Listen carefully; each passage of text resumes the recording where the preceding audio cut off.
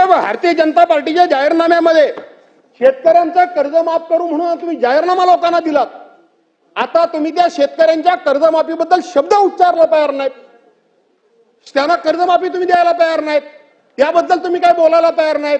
तुम्ही सभागृहामध्ये बोललात अध्यक्ष महोदय, आपल्या लोकांना निवडणुकीमध्ये तुम्ही बोललात, त्याची पूर्तता ही सरकारने सरकार म्हणून तुम्हाला करायची आहे. गेल्या इतक्या वर्षामध्ये 1962 सालापासून आज तगायत एवढी मोठी कधी सरकारी पक्षाला मेजॉरिटी मिळालेली नाही, कधीच नाही. कैलासवासी यशवंतरावजी चव्हाणांच्या कारकिर्दीमध्ये 212 आमदार फक्त एकदा निवडून आले होते. दादा आम्हाला दुःख नाही, अजिबात दुःख नाही. मी तर कधीच कोणावर जळणारा माणूस नाही. जे आहे प्रत्येकाच्या नशिबाने ते घडतं, त्याची चिंता करायची गरज नाही.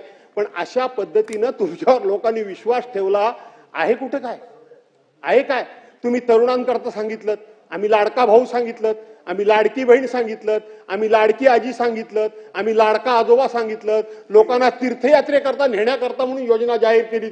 आता कुठं अर्ध्या रस्त्यावर सोडलं की काय? त्यांना गंगेत नेऊन सोडलं की काय?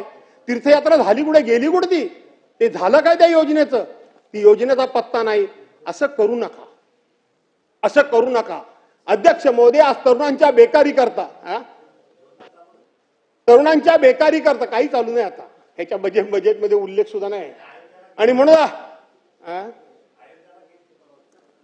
भास्कररावजी टाइम तुमचा संपत आला, घ्या का तिकडेच राहिले खाली बसून बोलू नका. अध्यक्ष महोदय, आपल्याकडं मी दादांना हीच पुन्हा पुन्हा विनंती करतोय की कुठेतरी तुम्ही ही आर्थिक शिस्त आणा. हे सगळं भावनिक आता बंद करा. भावनिक बंद करा दादा. कठोर घ्या भूमिका. राज्य वाचलं पाहिजे. केवळ अशा पद्धतीचा आता 5 वर्ष तर तुम्हाला काही धोका नाही, काहीच धोका नाहीये.